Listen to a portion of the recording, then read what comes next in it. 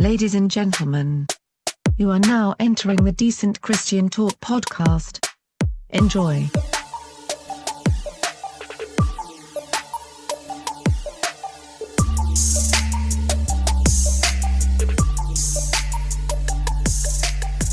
Decent Christian Talk episode number 116. 116. Hey everybody, I'm Gabe Jones. I am Josiah. And Happy New Year, everybody. It's the first... For the fans... Well, wait, sorry. Oh, sorry. Did I not do that? You messed me up. I normally... This is a show for the fans. By the fans. Dang it. And it is a new year, 2021. Happy New Year, guys. We are here. Yes. And where are we? This is a new studio. It is a different room, but the same studio, 13 Palm Trees Podcast Productions, has upgraded. Yes. This is nice. Courtesy of the 304 Collective here in Fairmont, West Virginia. So thanks to all that are involved with that. And we appreciate that because this is really nice. But yeah, this is the first episode of 2021. We are very excited to bring to you a great interview today by David from Remedy Drive.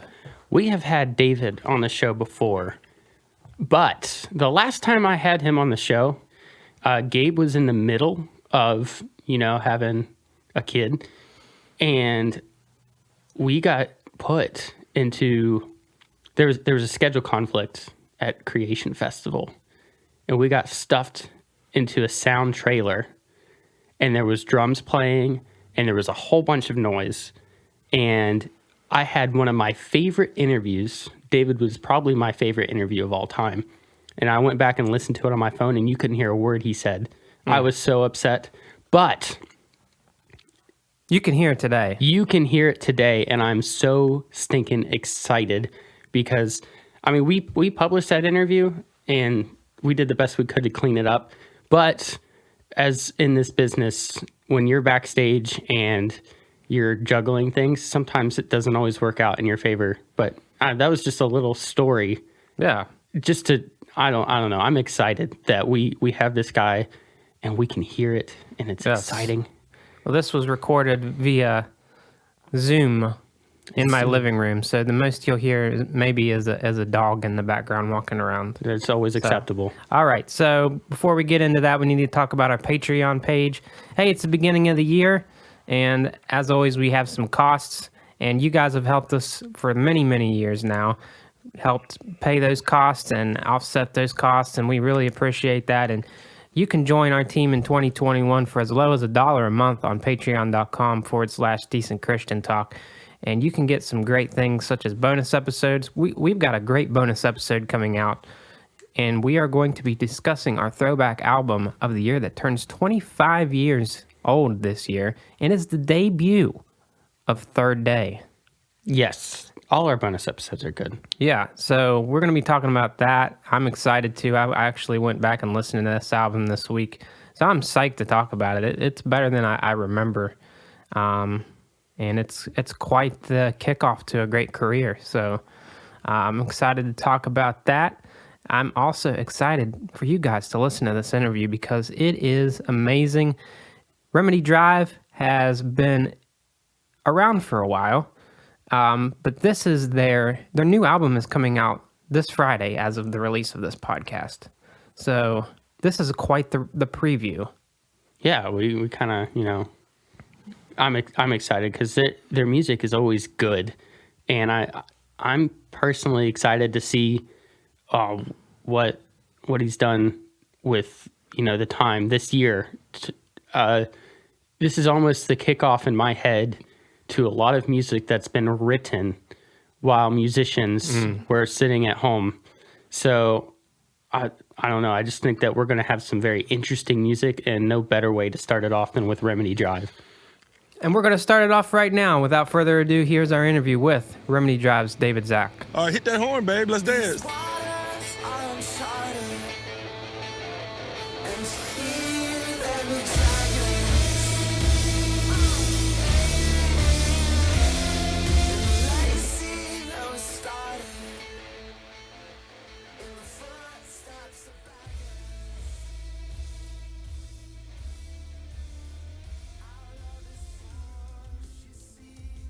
Yeah, Or good to see you. How you been? I mean, this has been a weird year with everything, with close shutdowns and quarantines, and how's this last yeah, year been for you? um, not having income would be the major downside of the past 10 months. Mhm. Um, but making a record I'm really proud of and that I really believe in and turns out to be very timely, I hope, is something I'm glad that I used this time for. I got good at I bought my father-in-law bought me a Final Cut Pro, so I've learned to edit video way better than I used to. So, you always wonder, you hit 41 and you wonder what you're going to be doing in 10 years, I've never Right. maybe, still making music, I hope so, but trying to branch out and make sure I'm planning for the future too. It's good to be innovative when you're Yeah. independent. Yeah. So I mean, like, Yeah. so what's that creative process for you? Because a lot of times when people write music, that looks a lot different for different people. But what does that look like for you? Sometimes people might struggle if they're stuck at home. Some people, they, I mean, that's how they like it. So I mean, how has that been for you during this creative process? I've always been like a slow burn when it comes to writing. Like I've never just sat down, other than a few writing sessions where I wrote with some people, but I never just sit down and write a full song. Hmm. And if I do, I'm writing, I'm compiling something that's been stewing for quite a long time. So I'm always paying attention in movies, in some of my favorite homilies and speeches, in other songs, in ancient scripture. I'm always paying attention to things that are being said, and I'm cataloging it, sometimes consciously, sometimes unconsciously, into different categories, and those end up becoming the foundation for songs when the time comes to put it down. Or sometimes I have a melody, and what was fun about doing all those live streams in March and April and May, especially in March, there was just this sense of togetherness that was palpable. You could feel it. We all were scared, you know. We all were faced with something that we hadn't faced before. Unless you're 80 something, you hadn't faced a worldwide pandemic. And I think that, so I'd just be there on my piano playing piano, and sometimes there'd be 7,000 people would watch some of these live streams. It was such a special time. Songs dating back 20 years, being, I relearned them when people would request them. And during that live stream, sometimes I just play the piano and not sing as transition to another song. And some of the melodies that I kept on coming back to night after night during those sessions ended up being melodies on this new album, Imago Amor. So it's kind of cool that it was written in this collective way. Yeah, and I've always wondered, as an artist, when you're, you get a lot of energy from the live crowd. How has it Yeah. been just kind of to a computer screen? Yet you have an audience, but like how's that contrast between a live show when there's a live audience there in front of you, as opposed to it's there but you can't really see them. It's like it's like tofu when you're used to eating steak. It's good, but it's not great. Right, right. And there's and it's and I think the hardest part is, well, for one, they're not paying to see you, so that income is not there. But also, like, that the feedback is different too, right? Like, there's comments, but it's not the same as like people screaming and singing along, and so it's it's got to be. It's things that will be written about for ages to come. This past year, for sure. But in other ways, though, it reminded me that the biggest impact that I've had really isn't concerts. Hmm. That's what I do. That's what I see. That's where I see people singing along. But remembering that, I look on Spotify and I see 1.4 million plays on one of my songs, right? No, I don't know if I've played in front of a million people or not in a live setting. It's hard to count. It would be hard to count. But knowing that millions of people have heard the music, and so in that way, that's the way most of my contribution to culture has been through the airwaves, right? So in this way, I'm a little more involved when it's in person, when it's online in person. So I'm seeing those hearts or the comments or people sharing stories. I was really touched yesterday. A woman reposted something we had posted and said, "My family, David might not remember this, but he held my son when he was a baby, and my son's 11 now. And for these past 11 years, daylight has been part of our family tradition." That's remarkable. I don't take that lightly. That's a big deal that our songs have been part of people's family traditions. They've been in people's vehicles. And so I have I know that this just is what it is. That first month, that first day when Tom Hanks said he had COVID, that night, all my events for that weekend canceled. And then the next day, all my events for the next 2 weeks canceled. And that was January through March. March was making up for January and February taking off, going overseas with the Exodus Road. So it was like what our family needed was those events to happen. So I very quickly had to make peace with the fact that this is what it is. And while it hurts us profoundly, it doesn't pale in comparison to so many people that don't have access to the social safety nets that I have. Not just being able to remortgage my house, which is very helpful, but I know that there's so many people that would come to our aid in a heartbeat if we needed it. And most people in the world don't have that.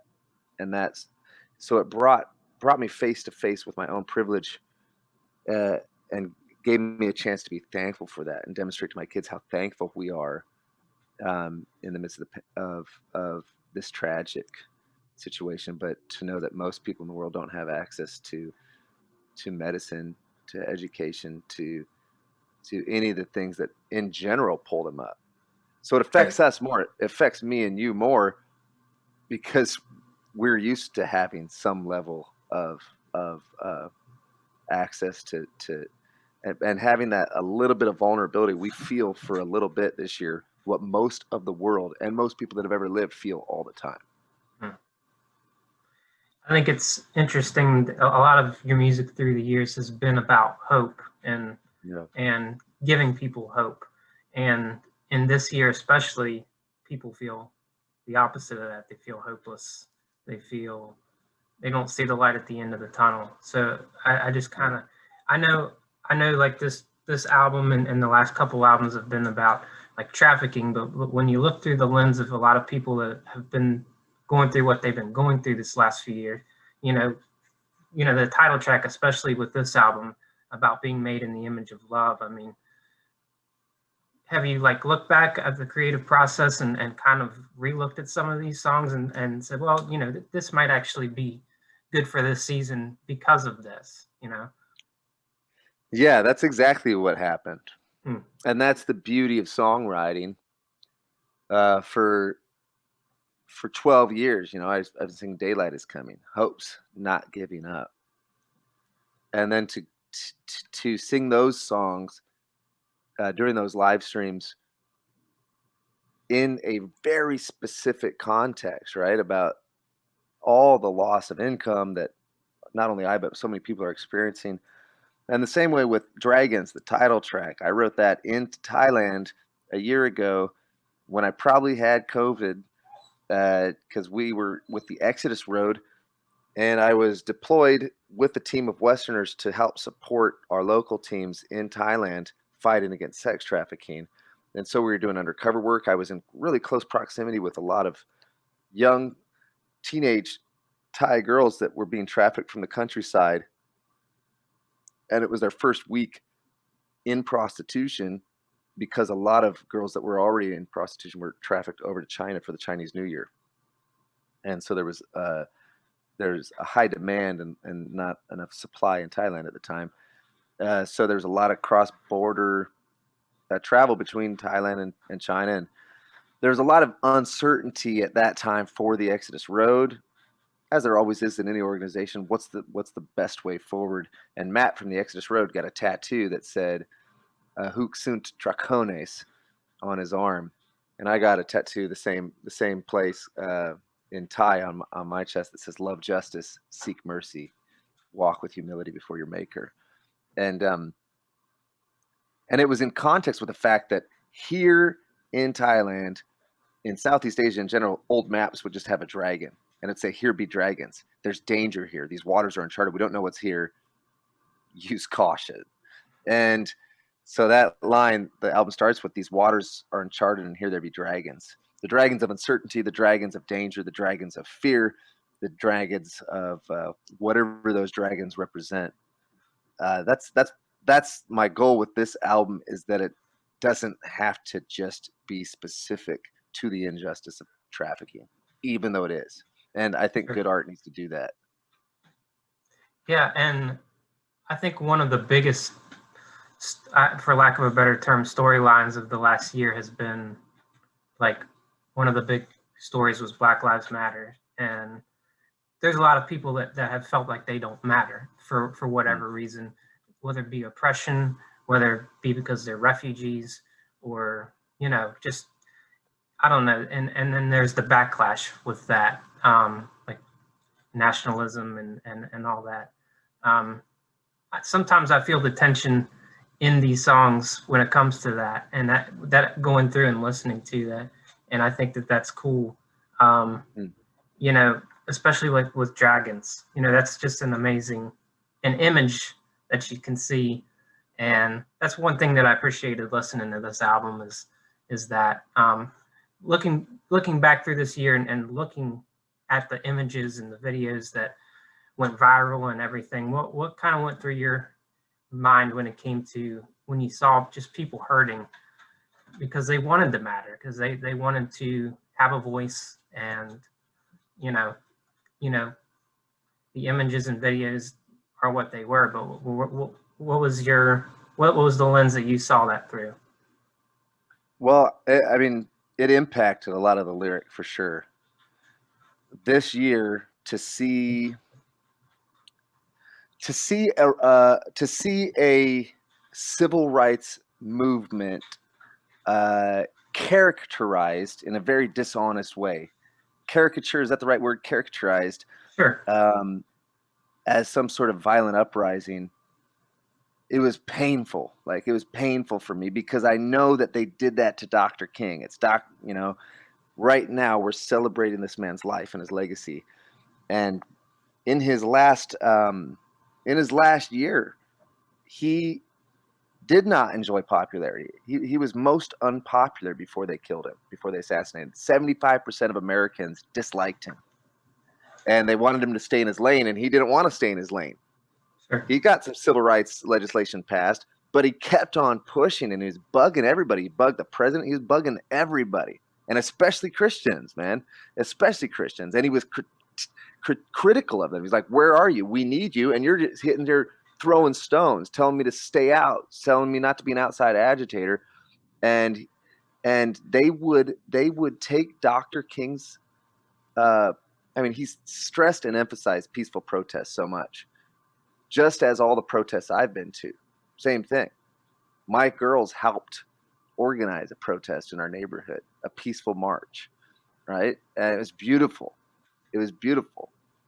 We went to one downtown Franklin. We've been to events downtown Nashville and in our region, both to stand up for the rights and for equality with our Black brothers and sisters, but also for the rights of DACA recipients and refugees and immigrants, because all people of color, especially in this last decade, just the fear and the attack and the dehumanizing, the war that many people that go to church buildings, and oftentimes church building leaders, they're not at war with children from Mexico or with Syrian refugees. They're at war with God, because those people that they're attacking are made in the image of God. And that has been difficult for me to see. And I never understood how, like how people could have waited to get on board with Dr. King. Where were they? Where were all the good people? Why was he so frustrated? I never understood how that could happen until 2020. And then I realized misinformation, disinformation, and the generalization of a whole people group by the actions of a few. It's something I never want to take part in. I never want to and I do it, you know, people could say I'm doing it with religious people. I'm generalizing religious people. And I don't want to, you know, I want to remember that you and I, regardless of our political differences, regardless of our theological differences,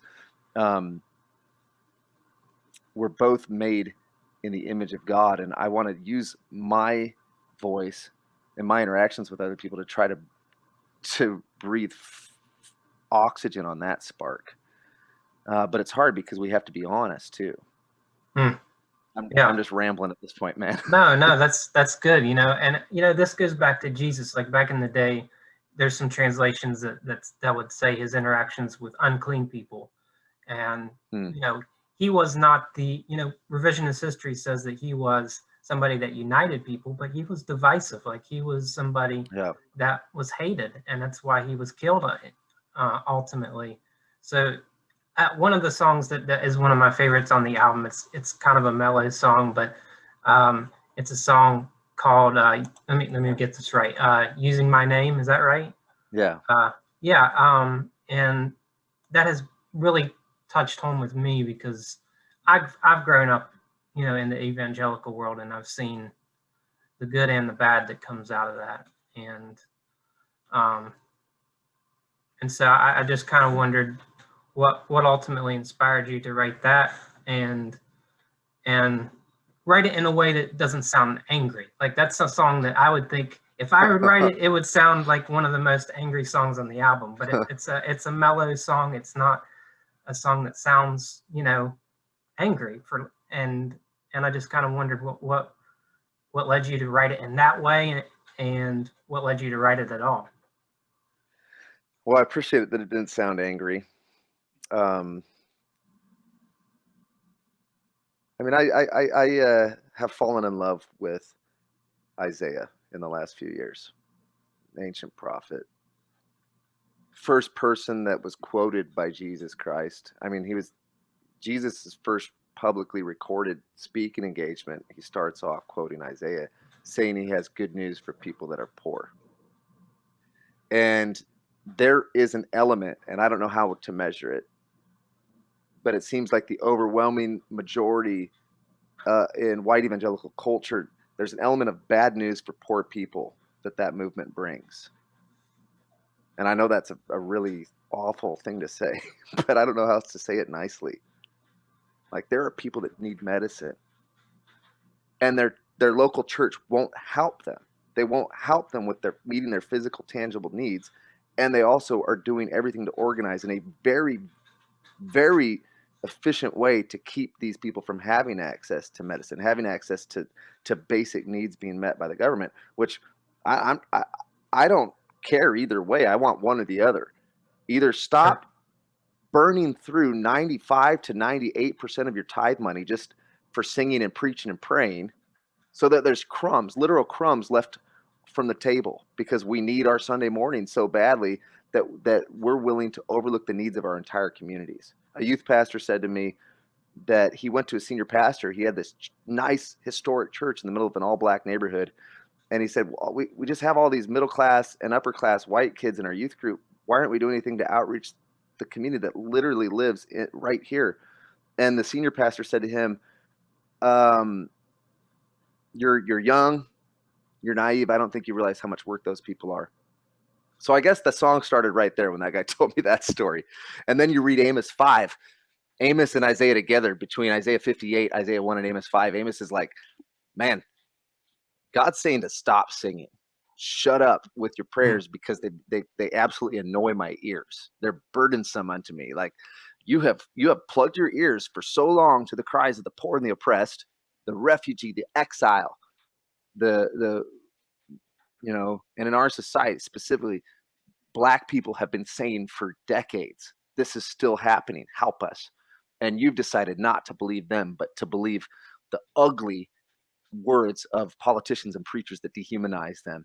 You've decided not to believe in the teachings of the gospel as it pertains to people seeking refuge, running from wars, running from violence. A lot of the violence caused by my society's lust for cocaine, my society's lust for cheap labor and cheap goods, and for cultural dominance. So I'm taking in all this. I spend a little bit more time than is healthy reading about the plight of refugees, reading about the plight of Arbery and George Floyd and Breonna Taylor, and those are just three of thousands of stories, right? And then seeing a people group get so excited to tell me that all these stories, it's been hard that somehow all these people are lying, some massive conspiracy saying that this Where they isn't don't happening, matter. or that they don't matter. Essentially, Yeah. a sanitized way of saying no, these stories don't matter. These are exceptions. That was hard for me, and then to see what I know goes on, to see it play out on January 6th, 2021, to see the guy with the blue face paint with the thing on and all those guys raising their hands in prayer and praying, standing on top of a desk in the halls of Congress. And all the, they stopped, they took off their hats, right? So they have all this outward show. The cowboy outside, that all the signs that says Jesus saves, Trump is my president, Jesus is my king, to weaponize the name of Jesus, to turn him into a mascot for a civic religion of Christian nationalism. Maybe I should be more loud. It cost me fans just quoting Dr. King about nationalism on my Facebook page. Some guy said, it's calling people to boycott Rimney Drive. And I know, talking honestly like this with you, it's going to make people angry, because I know that 80% of Christians are kind of excited about that type of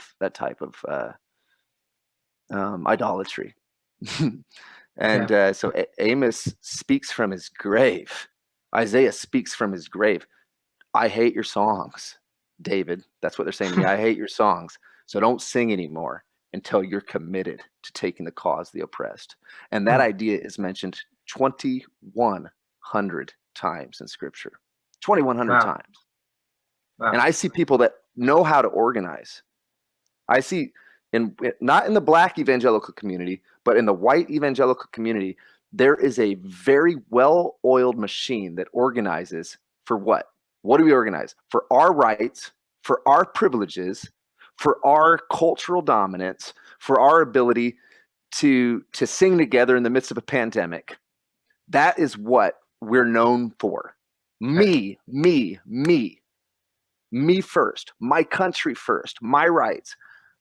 When I see very clearly in Scripture that my job is to organize and to take the cause and to lift up the rights of somebody else, somebody that doesn't enjoy my privilege, and to elevate their cause, not my cause. And so it's blasphemous. It's the antithesis of the teachings of Jesus. It's the antithesis of the teachings of James, especially his half-brother, which I jokingly but kind of seriously say he holds more weight than some of the other guys because of that. He grew up with him. Come on. Right. They share blood. Yeah, half. Yeah. I mean, and that, I don't want to like, the whole conversation is not just about that, but it's also about, what you said about Dr. King's teachings. And we're talking today about Martin Luther King. It's Martin Luther King Day as we speak. But what does he mean to you? And I know that he has inspired you to do what you do with the Exodus Road. And I know that's your passion. Can you speak a little bit about, first, what Martin Luther King has inspired you to do? And then secondly, if someone might not listening to this might not even know what Exodus Road is, like, what is that? It's a good question. Sometimes I assume. The Exodus Road is a counter-trafficking organization. We find evidence of sex trafficking and sometimes labor trafficking, which is when someone sells someone else for sex and there's fraud or force or coercion involved, or if the person being sold is a minor. We exist to find evidence of that. And then we partner with authorities to help these enslaved people escape their slavery, but also to dismantle the criminal networks that are responsible for enslaving people and responsible for this misery, to make it more expensive and more dangerous to partake in trafficking. That's our goal. And so far, we've contributed to the freedom of 1,500 survivors of trafficking, and we've helped arrest 700 or 800 traffickers. And when you arrest one trafficker, that keeps them from hurting dozens of more people, or hundreds possibly, in their lifetime. And 10 years ago, I started listening to Martin Luther King Jr.'s last speech that he did on April 3rd, the day before they shot him. And in that, he talks a lot about the religious people of Jesus Christ's day. And he's making an analogy to the hesitation on the part of Christians to get involved with justice during that time period. And he says that the same thing was happening in Jesus' time, where that religious guy said, who's my neighbor? Because Jesus said, hey, a lot's been written, but really it boils down to love God with all your heart, soul, and mind, and love your neighbors yourself. This one idea is what I'm really interested in. And so Dr. King says it so eloquently. The religious guys, they had their garments on, they're on their way to their church service. And then the other guy, the third guy, Jesus, people call him a race baiter. People would accuse him of making about politics, but he brought the hero of the story. The great man in that story was of a different nationality, a different race, a different religion than Jesus. He celebrated the actions, and he really, for me, in that story, it rings so true all through Scripture. But Jeremiah says, "This is what it means to know me," says the Lord God Almighty. He took the cause, the oppressed. So essentially, this is personal relationship with Jesus Christ. Acts of justice. That is what it means. Bono says God is in the slums. He's in the cardboard boxes where the poor play house, and he's with us if we're with them. And so Dr. King says now is the time for us to develop a kind of dangerous unselfishness. And when he said that, the first time I heard that, it just grabbed hold of me, made me feel this emptiness I'd never felt before. And this restlessness is the right word. And that quote, combined with a lot of other nudges and moments of convergence, led me to the Exodus Road, led me to leave my record label, to write a concept album on fighting slavery. And that was 2014's Commodity. I'm all over the map today, man. I'm not. No, that's good. That's good. It's good. I'm just throwing in Bono quotes with MLK quotes. Bono quotes are always acceptable here. So this album, it's the third album in a row about this. My question for you is, when you listen to these songs, again, they're a lot about hope. When you talk about something like trafficking and even going back to like things such as oppression and refugees, like these are like really depressing things. How do you find hope, and how does it end up sounding the way it sounds? Because for me, when I think about that stuff, it depresses the heck out of me. Yeah. But for you, somehow when you write, it comes out the way it does. How does that happen, and how did it happen on this album? I've had to make peace with the idea that so often taken out of context and misquoted, with the words of Jesus that said, "The poor you will have with you always." And he's quoting Deuteronomy when he says that. And the response is like, therefore, always make the poor a priority in your life and the way you live your life. And when I started out, like, I wanted to end slavery. I wanted to end slavery. At this point, I'm happy with just tearing a little corner off the darkness. That's. I guess there's no way for me to not know this stuff is happening now. I travel too much. I have seen too much. Even at concerts, I met an awesome girl in Minnesota whose uncle had just been deported unjustly, at least in a cruel way. There's a lot of cruelty in our immigration system right now, and I cried with her. And I met another 2 girls in North Dakota at the beginning of last year that somebody in their neighborhood had turned their mom in for not having her paperwork in order. She tried to get a job. And I cried with those girls.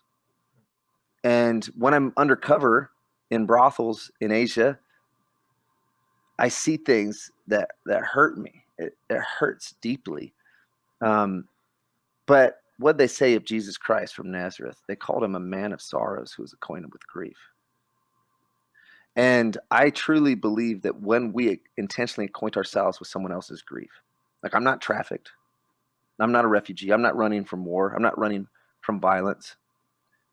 But when I acquaint myself with those who do and I take their cause, I start to realize that I was designed for that. I mean, who were we designed after? Who's the first of a new way of being human? Jesus Christ is the example of how we're supposed to live. So when you live putting yourself in close proximity with somebody else's sorrow, when you're consistently hearing those stories and having that truth, that reality impact the way you see the world, and not the false truth coming from politicians and pundits and billionaires that are so aggressively trying to protect their little kingdom and trying to protect their power and influence. Those voices are untrue. They're temporary. They're not going to last. They're corrupt. And that corruption can't last. It's going to turn to powder. It's going to disintegrate someday. But the reality of the sorrow, the truth of the sorrow, and the desperate situations that desperate people are in that leads them to make desperate decisions, like putting a child in your shirt and trying to swim over the Rio Grande, or putting your kid on a raft and trying to make it from Syria to Greece. That sort of risk that people take on because of how desperate they are.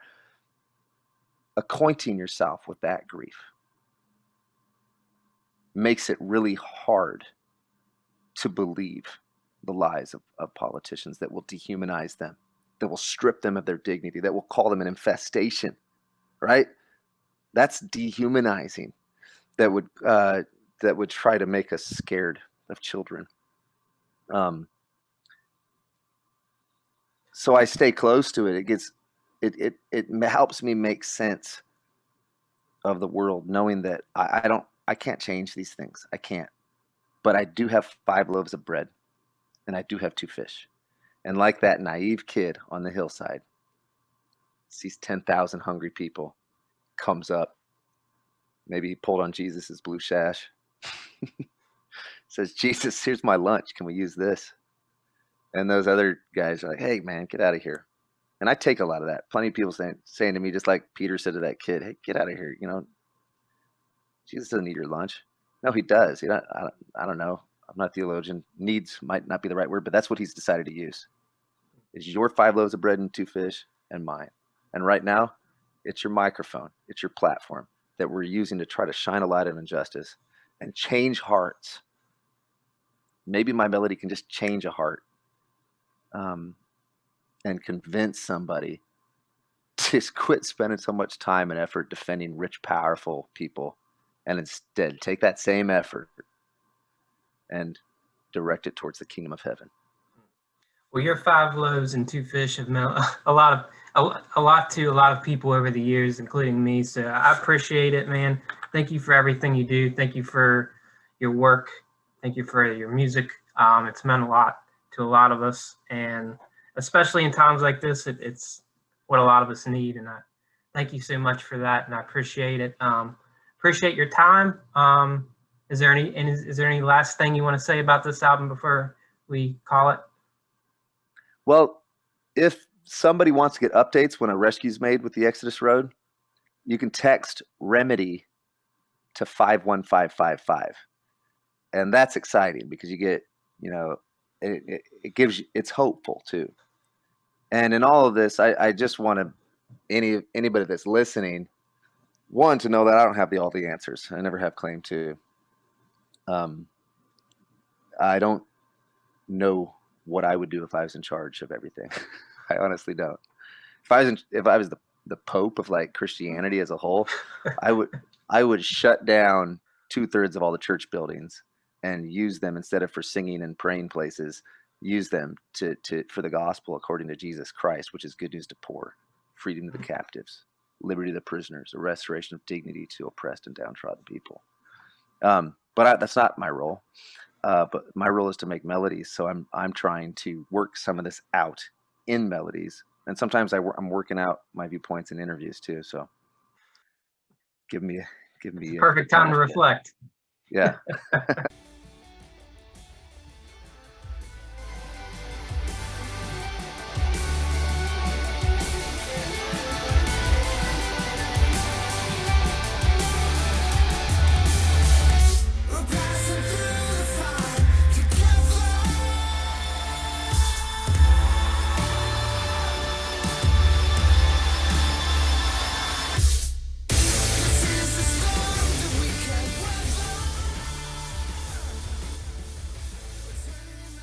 That was our interview with Remedy Drive's David Zach. Would like to really thank David for joining us on this very first episode of 2021. We talked about a lot of topics. There was a lot to get into with that and unravel. Mostly, something that always remains true in our hearts here at the Decent Christian Talk podcast, to take care of the oppressed and take care of the downtrodden. It's something that Jesus has taught. Love your neighbor as yourself, and that's something that is more important. It's definitely not less important here in 2021.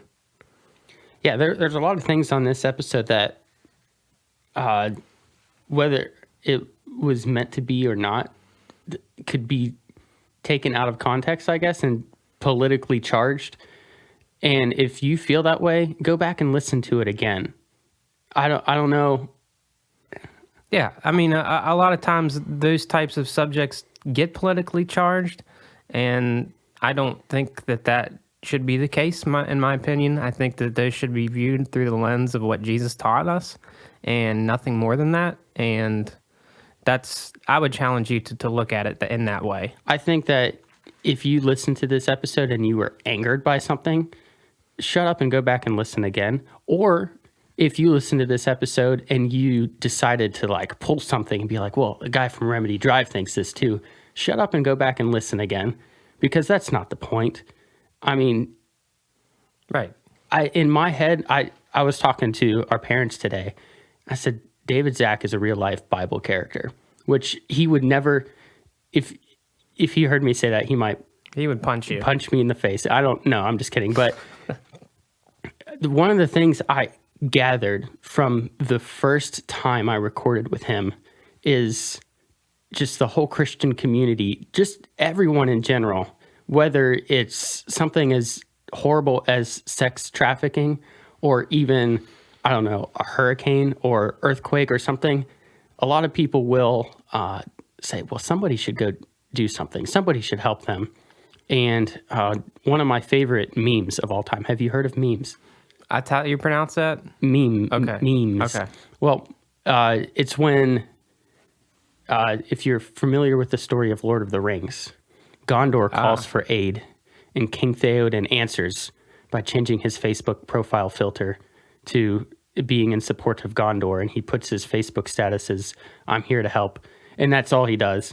And then, of course, if you know the story of Lord of the Rings, then some of it probably didn't go down very well when Rohan just changed their Facebook filters. But David is the embodiment of, well, why, if somebody should do something, then why not me? Yeah. And so if you would like to help David Zach's cause, the Exodus Road, is where you need to look. I think one of my favorite things I've ever done is turn on the text notifications for the Exodus Road. And I get notifications all the time. 2 girls have been pulled out of sex slavery. One boy was rescued, like back and forth. One person was arrested for sex trafficking.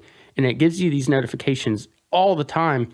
And it's so exciting. So I forget the number. Well, it was in the interview. So it was. And you can find it on the Exodus Road, Yes. on the websites, on the social media. I would encourage you to turn those on and look into that.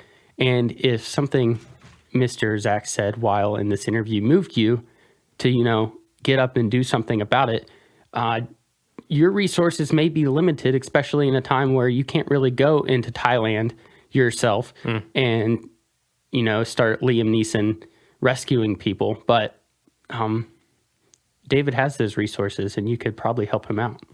Yeah, and I would also challenge you to check out their new album. It comes out this Friday. It is absolutely amazing. I've gotten to listen to it.